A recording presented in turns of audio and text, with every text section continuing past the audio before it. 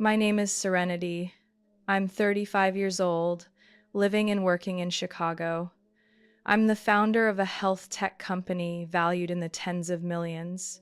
But this morning, I didn't walk into a boardroom with investors. I walked into divorce court, where the man who once called me the love of his life declared before dozens of flashing cameras, "I'm taking half the assets, including the company she founded." That voice was Bradley's, the husband who once escorted me to lavish parties, who once swore he would love me for richer or poorer. Now he stood beside his attorney, his eyes full of smug triumph, as if he had just won the lottery. The courtroom stirred. A reporter leaned over to whisper to the person next to him, "I heard she holds patents worth tens of millions." I rose, clutching the yellow envelope tightly in my hand. Everyone assumed I would pull out a prenuptial agreement. But no. Inside was something Bradley could never have expected. Something that wouldn't just leave him with nothing, it could send him out of this courtroom through the back door in handcuffs. Have you ever loved the wrong person, only to realize you were just a stepping stone in their plan? If you've ever been betrayed, dismissed, or underestimated, leave your thoughts in the comments. Like this video if you've stayed silent for too long. Subscribe to follow the next chapter, because what you're about to hear, you won't be able to look away from. I met Bradley at a fundraising gala hosted by the Chicago Medical Association. That evening, the ballroom glowed in the warm gold of crystal chandeliers. The sound of a cello drifted gently through the air, mixing with the clink of expensive wine glasses and the hushed conversations of entrepreneurs, physicians, and investors. I arrived alone, as I often did. Since my father's passing from a stroke the year before, I had grown used to the emptiness of standing in a crowd that didn't feel like mine. Being CEO of a health tech company seemed like the pinnacle of achievement, yet it meant constant pressure, endless financial reports, back-to-back meetings, and the suspicion of men in the industry who thought I was too young to lead. That night, I only wanted to stand quietly in the corner, a glass of red wine in hand, watching the room as though I didn't truly belong there. And then he appeared. Bradley had a presence that turned heads. Tall, with a sharp smile, golden hair combed with precision, and a smoke-gray tailored suit that looked custom-made. He extended his hand without hesitation. "Good evening. I'm Bradley Carter. You look like you're waiting for someone who isn't coming." I was caught off guard, laughing politely. "I'm just waiting for the art auction to end," I replied, keeping my tone neutral. He didn't press. He simply nodded and stood beside me, neither intrusive nor overly flirtatious. That entire evening, he told me about his work in stockbroking, about high-stakes deals, and smoothly steered the conversation toward the company I had founded, Aveline Biotech. "They say you developed an early diagnosis algorithm for pancreatic cancer in under 2 years?" He tilted his head, eyes curious. "Not just me," I said. "It was the work of the whole research team." "You're too modest. I read about you in Forbes." Honestly, I've never met someone running a successful health tech startup who shows up at a gala as if she's just passing through. I didn't respond, but his words nudged something inside me. Perhaps because he seemed to see me not just the CEO name tag. In the weeks that followed, Bradley became a constant presence, like a sweet habit. Quick lunches at a cafe near my office. Flowers sent every time Aveline launched a new feature. Or just a midnight text. "Still awake? I bet you're up answering emails." And he was right. I had never thought of myself as quick to open up, but there was something about Bradley that lowered my guard. He listened, praised at the right time, stepped back when I was busy, and knew how to joke just enough to ease the loneliness of long nights. It all felt orchestrated. We traveled to Savannah, a place I had dreamed of retiring someday. Bradley once drove 10 hours just to show me sunrise at Hilton Head Beach. He learned to drink black coffee like me, feigned interest in health tech, and often asked, "How did you even come up with that?" One night, I told him about my father, that he had been a surgeon, that he inspired me to pursue medicine, though not with a scalpel in hand, that he always believed women could lead if they were brave enough. Bradley held my hand, saying nothing. That silence was warmer than any words. When he proposed after 8 months, I thought I had finally found a true partner. One autumn evening in the little garden behind my house, Bradley knelt down, his hand trembling slightly as he opened the ring box. "Serenity, you came into my life when I didn't think I deserved anything good. You've given my world meaning. Walk with me through the rest of this journey, not for the company, not for the wealth, simply because I don't want to wake up another day without you beside me." There was no elaborate speech, no romantic soundtrack. Just him in that moment making me want to believe. And I did. We held a small wedding by Lake Geneva, attended only by close friends and Aveline's founding team. Bradley never once mentioned money. But I did. My attorney, Mr. Daniels, after repeated reminders, presented a draft prenuptial agreement. "Mandatory," he said firmly, "because you're not just protecting yourself. You're protecting hundreds of employees, shareholders, and clients who trust Aveline." I handed the document to Bradley one Friday evening. He skimmed a few lines, then chuckled. "You think I care more about numbers than about you?" I hesitated. "It's not that. I just want everything clear so no one gets hurt if something doesn't work out." He didn't object. He signed almost immediately, without reading carefully. "Don't worry. If anything needs fixing, your lawyer will say so. As long as you feel safe, that's what matters." I thought that act proved love.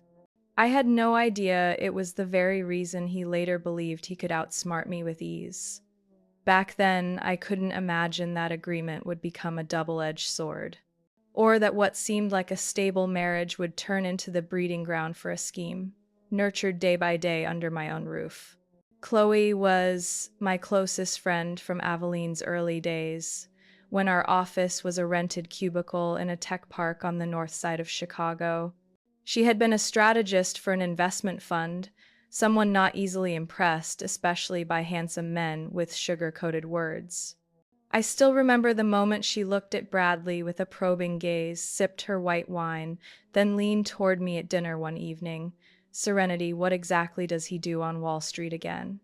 "Portfolio management," I answered absently, picking at my salad, missing the way Chloe's tone had dipped. "And you've never met anyone from his team?" I paused briefly, then shrugged. "He's mentioned colleagues, just never introduced me in person." Chloe studied me, then fell silent. Later, while Bradley busied himself in the kitchen cleaning up, she pulled me aside. Her voice was low. "He's too focused on your company. Almost everything he asked tonight was about valuation, funding rounds, government grants. That's not the casual curiosity of a partner." I frowned. "What's wrong with him caring about my work?" "Nothing. Except he cares like a hunter watching prey, not like a husband building a life with you." I stayed quiet. Chloe was blunt, but she had misjudged people before. I thought she was being overly suspicious. A week later, I had lunch with my foster father, Mr. Miller. He had once been an inheritance and estate attorney, now retired. We sat in the glass-walled rooftop of a classic Italian restaurant on Oak Street. I told him about Bradley, about our wedding plans at Lake Geneva. He set down his knife and fork, peering at me through thick lenses. "Have you thought about the prenup?" "I have," I said. "Mr. Daniels prepared it, but Bradley doesn't seem to care. He said, 'Sign it if it makes you comfortable.'" Mr. Miller tilted his head, his tone slow and deliberate. "A man who agrees to a prenup too easily isn't always doing it out of love. Sometimes it's because he knows he has no leverage." I looked out the window at the bustle of Chicago streets below. "What do you mean?" I've seen plenty of cases, he said, voice steady. Some pretend not to care about money, but they memorize every number. Bradley's silence doesn't put me at ease. I gave a small laugh, half to comfort him, half to soothe myself. Maybe you're just being too cautious. Maybe. But a woman like you doesn't get to be naive, not after everything you've built. That line stuck with me. Not harsh, not threatening. Just a reminder, light as air, that would echo in my mind years later like a bell. Bradley signed the prenup in under 10 minutes. He didn't even blink when my lawyer read out the clauses. All pre-marriage assets remained separate. Any inheritance would stay personal, and he had no claim to Aveline's profits under any circumstances. When he finished, he even joked, "I don't need my own lawyer. I'm not planning on walking away from this marriage anyway." Everyone laughed. I laughed too, yet unease lingered. Daniels gave me a subtle nod afterward, confirming that I was protected. At that point, I felt secure, partly because of Daniels, partly because of the contract. But mostly because I trusted the way Bradley had looked at me for months, like I was the best thing that had ever happened to him. I didn't see that his easy compliance, that casual charm, was how he buried landmines in the ground, just waiting for the moment to step back and cry that he was the victim. After the wedding, Bradley moved in with me. He didn't touch any financial contracts, never asked to rename assets, never suggested co-ownership of property. Everything seemed proper.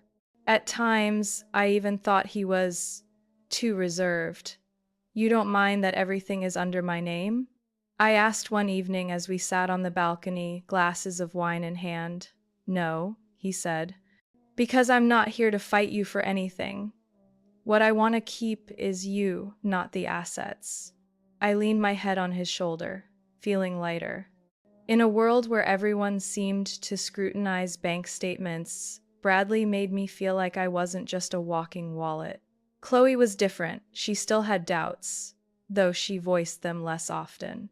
Every time we met, she would usually ask just one question: "Are you truly happy?" I always answered, "Yes, very." And when I said it, I believed I wasn't lying. What I didn't realize was that I was looking through a frosted pane of glass, and on the other side was a man carefully preparing to become the perfect victim on the day he chose to step out of the marriage. My grandfather passed away on a Wednesday morning, as quietly as he had lived his final years. The message from his estate manager reached me while I was at the office, just after finishing a meeting with a Korean partner. "My condolences, Serenity. The will has been opened. He left you everything." I sat frozen for a long while, staring at the screen, unable to read another word. The loss pressed against me like a thin fog, unsurprising, yet piercing. He was the last family I had left, the man who taught me to distinguish wealth from decency, intelligence from greed. When I got home, Bradley had already poured wine. He set 2 glasses on the table and took my hand. I heard, "It's heartbreaking. I'm so sorry for you." I nodded, sinking into the chair. My eyes were still damp, my heart clenched by memories of childhood in the Santa Barbara estate my grandfather had devoted his life to building. He left me the estate, shares in several investment companies, and a $5 million trust.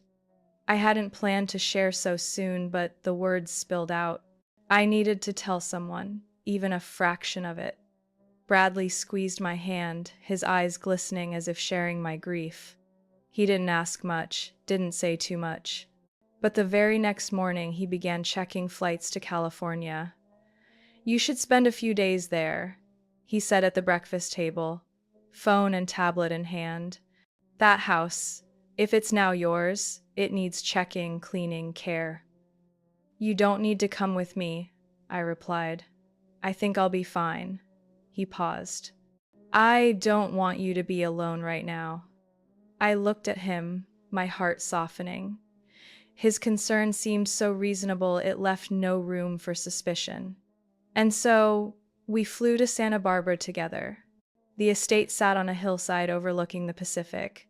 Sea winds rustled through palm trees, red-tiled roofs weathered by time. The limestone walls and brick pathways brought back summers of my barefoot childhood, listening to my grandfather reading in the library with a steaming cup of tea. Bradley wandered from room to room, eyes gleaming. He took pictures of every corner, asking about the value of antiques. I stopped him. I don't want this place turned into an item to be appraised. I'm not planning to sell, he said with a soft laugh. I just think this is part of our future. The trip ended after 5 days. I left the estate in the care of a local maintenance company, scheduled roof repairs, electrical inspections, and moved some furniture into storage. Back in Chicago, I began to sense something had shifted. Bradley quit his job. He said he wanted a break to rethink his career path. I supported him, thinking he needed space to pursue what he loved. But soon he was posting pictures of lavish meals, rare wines, golf outings at exclusive clubs I'd never heard of. I asked gently, "How are you paying for these memberships?" "From savings I had before." I thought about it. He once told me he had no substantial savings, but I didn't press. He started calling himself a co-founder. "We," he said at a networking event, introducing my company, "are expanding our genetic AI platform." I turned, startled. I had never added him to the leadership team or included his name in any official document. Afterward, I pulled him aside. "You shouldn't call yourself a co-founder. It's not true, and it could be misleading." He smiled, shrugged. "It's just a figure of speech. Everyone knows you run the company. I'm only supporting, making your image stronger." I fell silent. Something was slipping beyond my grasp, as though an invisible shadow was growing in the dark. Bills began piling up. Charges appeared on a supplementary card under my name. A Rolex watch, a Bowers& Wilkins sound system, a private party at the Waldorf Astoria. "Are you using my money?" I asked one morning as we had breakfast, sunlight spilling across the garden outside. "You call it your money?" he shot back, his eyes darkening. "After everything I've sacrificed? You don't work, you don't invest, you contribute nothing to the company." "I don't consider that sacrifice." He set his spoon down. "I gave up my career to stand by you. Who pulled you out of grief when your grandfather died? Who sat with you through nights working until 3 a.m.? I've done more than enough." I said nothing. Something inside me cracked. I no longer recognized the man across the table. Bradley kept spending, without asking, without permission, without explanation. And whenever I spoke up, he deflected, blamed me. He accused me of being ungrateful, unfeeling, blind to the true role of a husband. I began documenting everything. Every bill, every transaction, every email he sent. And in one audit of company account logins, I found something that froze my blood. A file had been downloaded from Aveline's customer database. Not by me, not by IT staff, but by the secondary account I had created for him so he could follow project progress. From that moment, I knew he was no longer my partner. He was a threat living under my roof, masked as love, carefully tightening a trap he had set from the beginning. I can't recall exactly when I discovered the third credit card. Maybe it was a late night, while checking upcoming quarterly tax reports. A suspicious payment appeared on the subsidiary account sent to a real estate investment firm in Texas. I had no plans to invest in Texas. At first, I thought it was a mistake. But when I logged into the online banking system, I saw 3 new credit accounts opened within 8 months, all in both our names. I didn't remember signing any papers for them.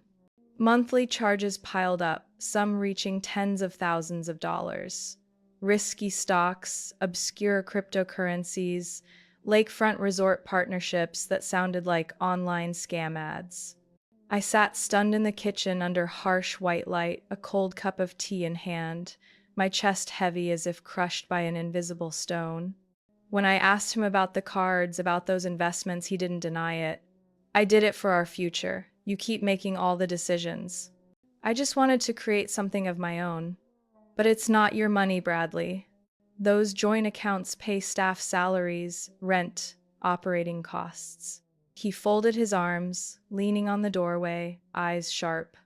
And you think you built that company alone? Without the connections I introduced, do you think Aveline would have gotten investors so easily? I let out a dry laugh. His connections were cocktail parties where he sat in a corner, sipping wine and making small talk with anyone holding a gold card.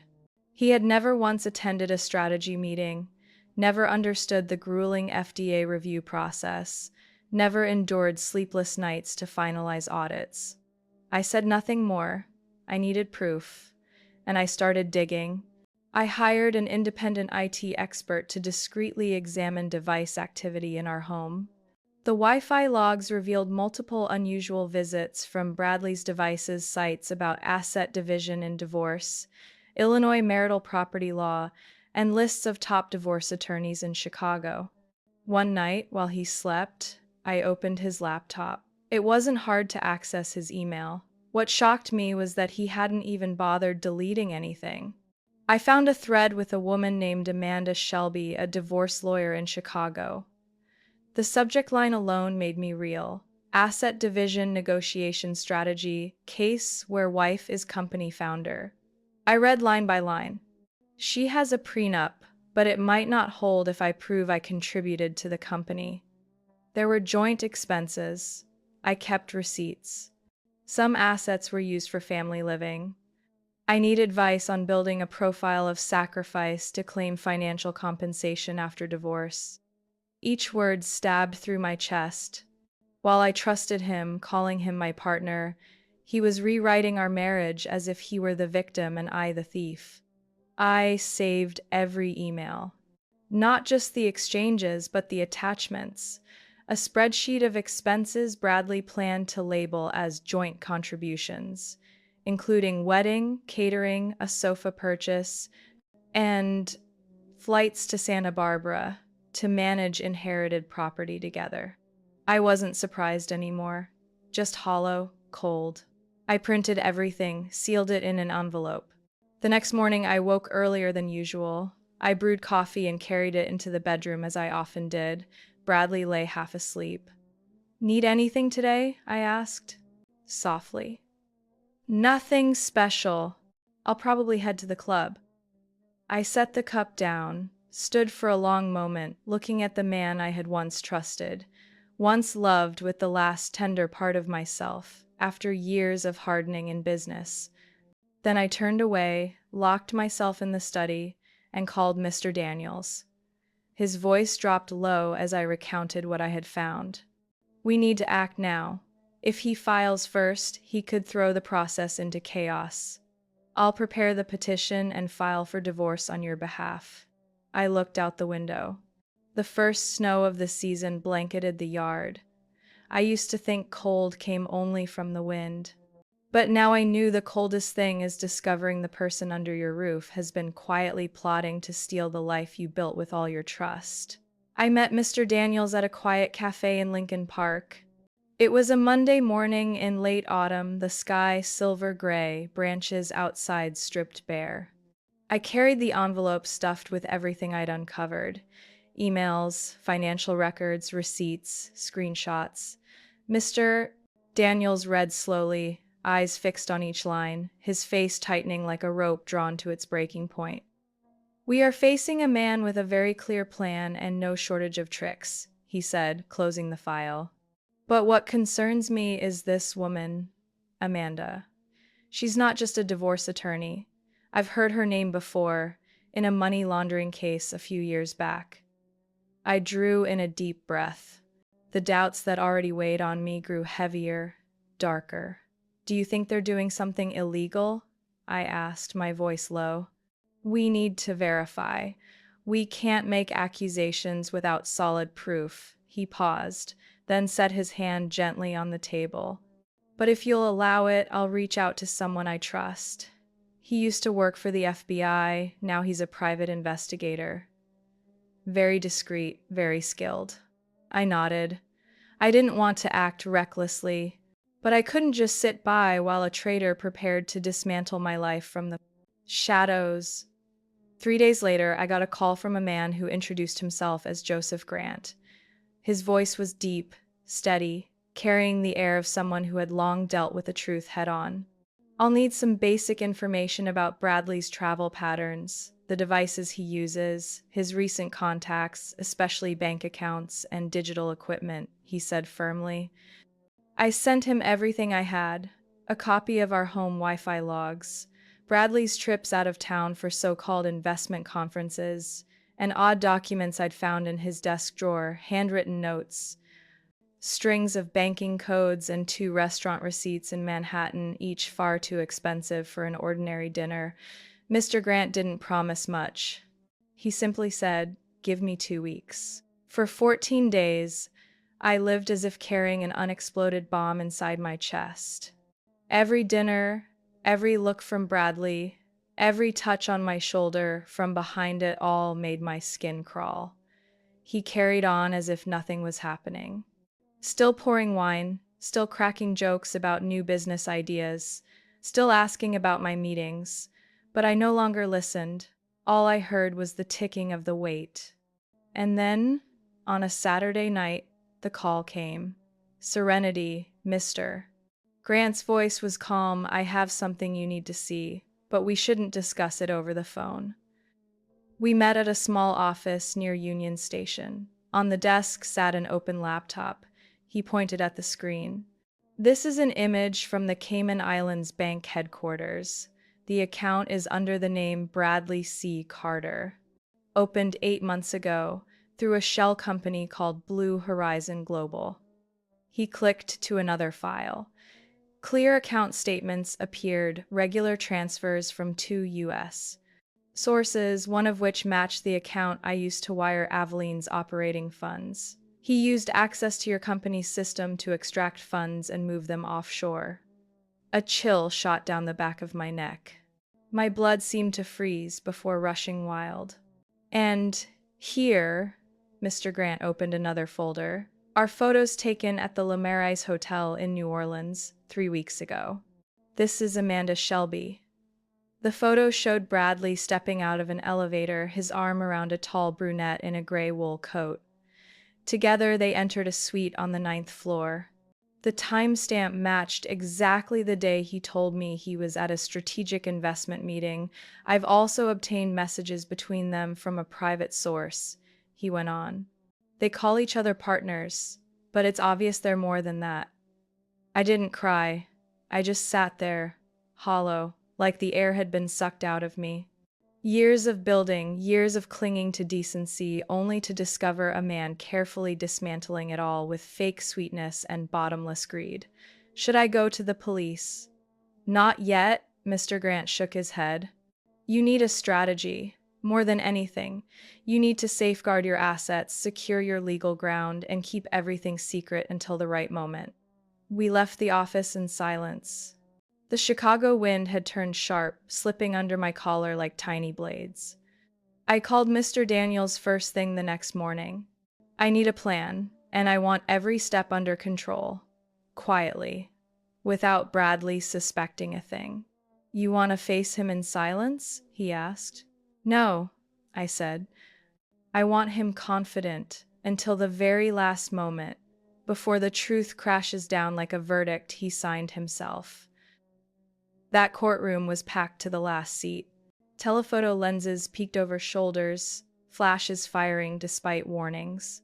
Local reporters, financial gossip sites, even a few of my former employees all there. Not for a routine divorce, but for the name Aveline, for the rumor, the gold digger husband trying to split a biotech empire in half. Bradley entered as if it were a press conference.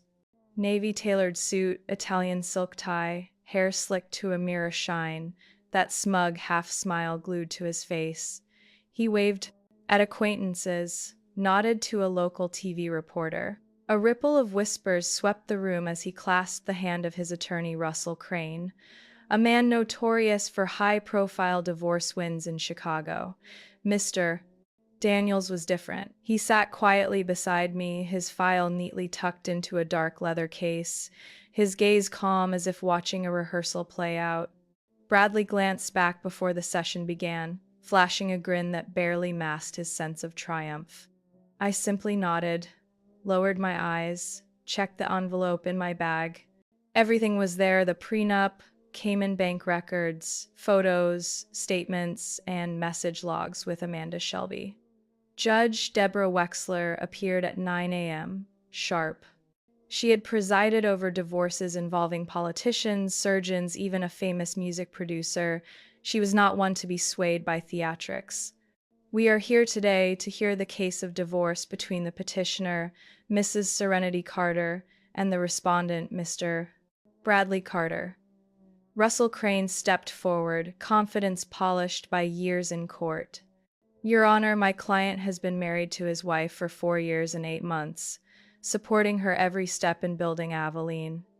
Though not named legally, he played a vital emotional and strategic role. We seek equal division of all marital assets, real estate, financial accounts, and equity in Aveline. Eyebrows lifted across the gallery. A few chuckles rippled from the press, quickly stifled. Bradley never looked at me while Russell spoke. His gaze stayed fixed on the judge, as if already savoring the moment he'd be handed a share of value he never created. I stood when called, walked to the witness stand, my heels clicking softly against polished wood. Mrs. Carter, Judge Wexler said, "Do you have a response to the respondent's request?" I nodded, reaching into my bag, pulling out the thick, pale yellow envelope. Your Honor, I present documents directly relevant to this case. I handed the envelope to the clerk, who passed. To the judge. Russell frowned slightly but held back. Judge Wexler opened it, pulling out the first document, the prenup. Both signatures clear, 2 witnesses, notarized seal, and detailed lists of personal property and inheritance. She flipped through, pausing at clause number 4. Inherited assets are designated as separate property excluded from marital division, she read aloud. At the time of signing, these included Aveline Biotech, personal bank accounts, and real estate holdings in Lincoln Square. Russell rose. Your Honor, my client was never made aware of this contract. Its sudden appearance is highly questionable. The judge lifted her gaze, her tone firm.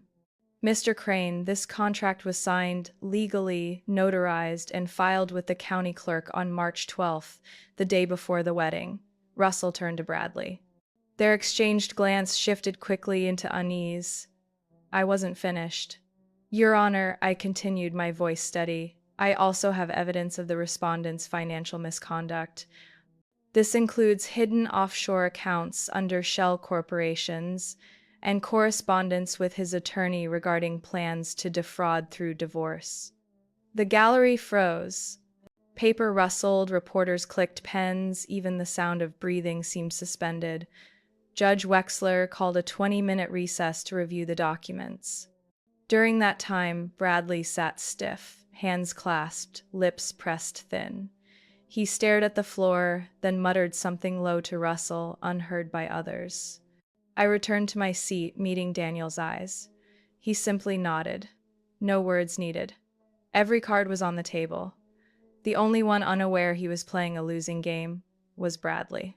Judge Wexler returned nearly 30 minutes later. She didn't look at anyone, only adjusted her glasses and flipped through pages as if preparing to read an indictment rather than a civil ruling. The air was taut as wire. All sound seemed drained from the paneled chamber, leaving only the thudding of expectant hearts. After reviewing the documents submitted by the petitioner, her voice rang firm, each word striking wood.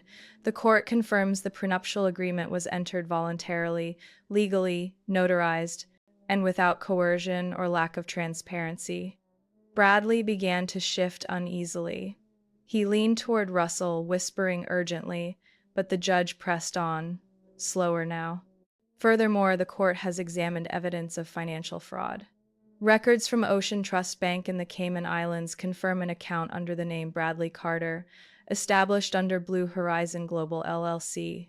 Account details and opening dates match activity within Aveline Biotech's internal financial systems. Whispers broke out instantly. A reporter dropped his pen to the floor. A woman in the back row covered her mouth. The judge signaled for order, but I could feel the air shift in the room like a storm rising after a deceptively calm sky. Bradley shot to his feet. Objection. I never opened such an account. This is fabricated. Mr. Carter, the judge's voice was sharp. Sit down. Someone must have used my name. I don't know anything about those offshore accounts. My wife, she's making this up. I didn't take my eyes off him. Not out of anger, out of astonishment. I had never seen anyone perform so desperately without realizing the stage had already collapsed beneath them. Russell tugged lightly at Bradley's sleeve, urging him to sit, but he refused. She could have forged my signature. She has ties to it, to people in the banking system. I'm certain she— Sit down. The judge cut him off, each word landing like a hammer on the courtroom floor. All evidence has been verified through legal channels, confirmed by financial authorities. If you continue disrupting order, the court will have you removed by officers. Bradley froze, face flushed, breathing hard as though trying to swallow his rage. The court also verifies that the respondent communicated with an attorney named Amanda Shelby during the period leading up to this divorce, the judge continued. The content of those communications indicates Mr. Carter's intent to conceal assets and to craft the appearance of being the harmed party in order to increase his claim during division of property. She turned her gaze to me, then locked eyes with Bradley. Mr. Carter, do you admit to contacting and corresponding with Miss Shelby about the matters outlined? He didn't answer, not as a legal tactic, but because he was too rattled to form coherent words. The judge nodded, as if confirming aloud what required no admission. And finally, she said, the court has received text messages between Mr. Carter and Miss Tappaney Shelby with language of a clearly personal nature, dated during Mr. Carter's self-declared business trip to New Orleans. Based on photographic evidence and location data, the court concludes the two maintained a personal relationship outside the bounds of lawful conduct during the marriage. Cameras erupted. Reporters typed furiously, one even whispering through clenched teeth, "This is gold." Russell bowed his head. The color drained from his face. Bradley collapsed into his chair, his face drained of life. The eyes that once gleamed with confidence now stared blank, like a man jolted awake into a nightmare. And when court officers handed the judge a document cross-referencing the Cayman Company with its listed legal representative, the entire room held its breath. Amanda Shelby's name was there, no euphemisms, no abbreviations, undeniable. Miss Shelby authorized the establishment of Blue Horizon in her role as legal supervisor, the judge declared. This confirms a financial partnership between the two parties. I didn't know if Amanda was watching live somewhere or waiting for Bradley's call, but I was certain she now realized she had crossed a line the law would no longer shield. A lawyer quietly rose and slipped out of the courtroom. Someone whispered, "That's from Amanda's side." I didn't look at Bradley again. There was no need. Everything I had to say was already inside that envelope. Everything I had to prove was laid bare by the truth. All eyes that once glanced at me with curiosity or pity now fixed on him. The man who once strode like a self-made executive now sat cowering in public, exposed with nowhere left to hide. Just months earlier, he fancied himself the one holding the flag in this financial war. Now, no one needed another card to know the loser had already been revealed. Judge Wexler stayed silent for several moments after finishing the documents. The room was so quiet I could hear the tick of the wall clock each second slicing the air like a blade. Everyone waited, breath held. Doubt was gone. Only the ruling remained. She set the file down, removed her glasses, and looked directly at Bradley. "Mr. Carter," she began, her tone steady, hard as steel. "This court finds that the prenuptial agreement between you and Mrs. Serenity Carter was lawfully executed, properly notarized, with full transparency of assets at the time of signing." Bradley tilted his head slightly, his hands clenching over his knees. Hands that once held mine through cold nights now shook, like those of a child caught stealing. "The provisions of this agreement state clearly that all premarital assets, including but not limited to real estate, business equity, personal accounts, and family inheritances, are the sole property of Mrs. Carter. Furthermore, any income or appreciation derived from those assets during marriage shall not be considered marital property." Russell Crane bowed his head, quietly pulling out his notebook, but wrote nothing. He knew the case he once thought would boost his career had turned into a brutal lesson. This court upholds the full legal validity of the prenuptial agreement. Therefore, Mr. Carter has no right to claim any portion of Mrs. Carter's property, including in the event of divorce. I felt no triumph. Only the slow release of a long-held ache, leaving an emptiness where struggle had been. Bradley no longer protested. He stared off into the distance as if by not looking at anyone, reality itself might vanish. "Regarding the evidence of financial fraud," the judge continued, "the court has reviewed and verified part of it through international banking systems. While outside this court's civil jurisdiction, given potential criminal elements, the entire file will be forwarded to the U.S. Attorney's Office for the Northern District of Illinois for review." I felt Daniel's hand give mine a subtle squeeze under the table. Not joy, solidarity, like a soldier's nod after a mission completed. Bradley turned his eyes to me. Gone was anger, gone was arrogance. Only hollow panic remained. Like a man realizing he had lost his way on a road he thought was paved in gold. "Your Honor," he stammered, his voice rough. I didn't think it would go this far." The judge did not reply. She didn't need to. "Mr. Carter," she said after a moment, "any issues involving criminal charges will be handled by the proper authorities. This court has no jurisdiction to dismiss or alter responsibilities arising from the acts documented." He nodded faintly. No strength left to resist. No attorney could shield him now. No circle of friends remained to cheer his imagined victory. Only truth, driven like a nail deep into his heel, impossible to pull out without collapse.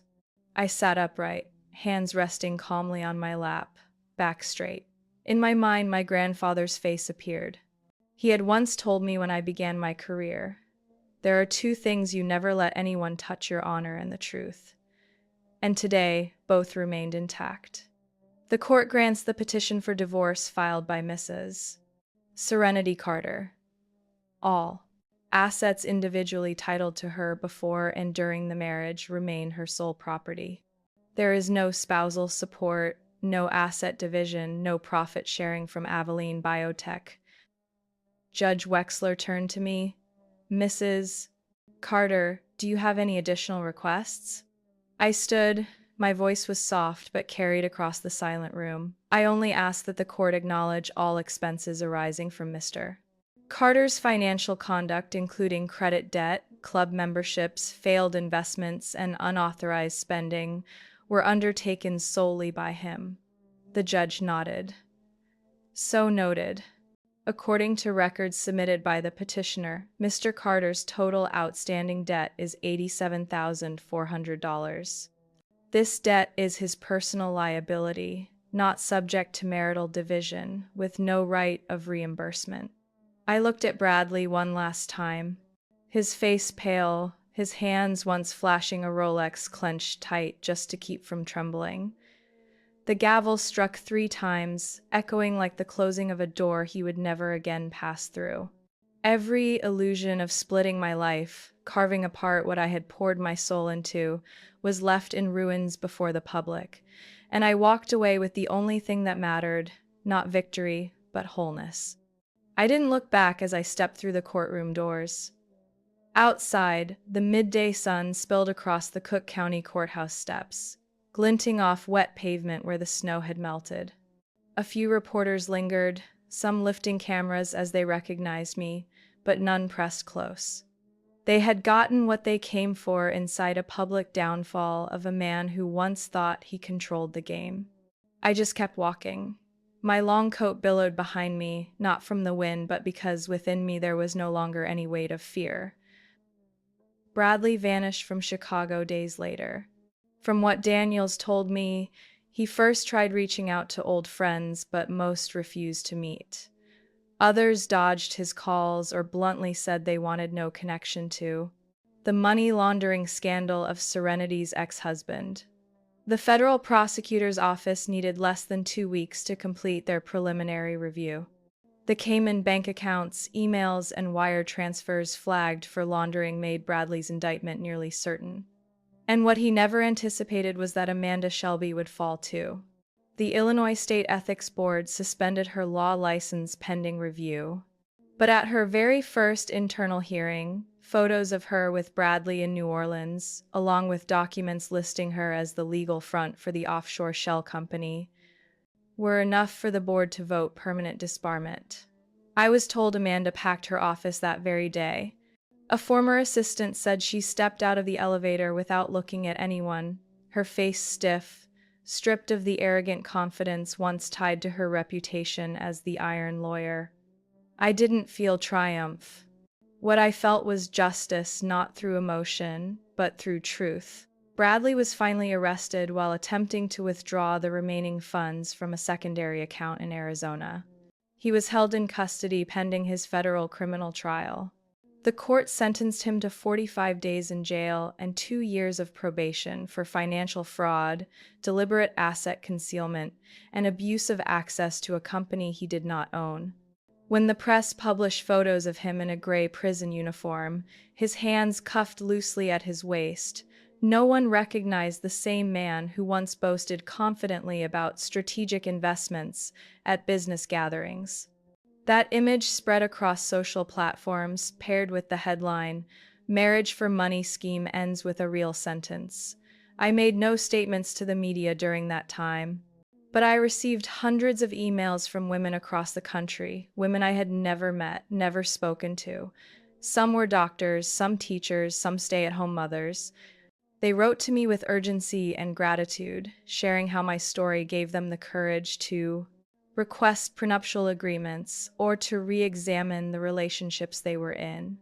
A woman named Marla in Texas wrote that after reading about the trial, she decided to postpone her wedding until she and her fiancé could review their financial arrangements.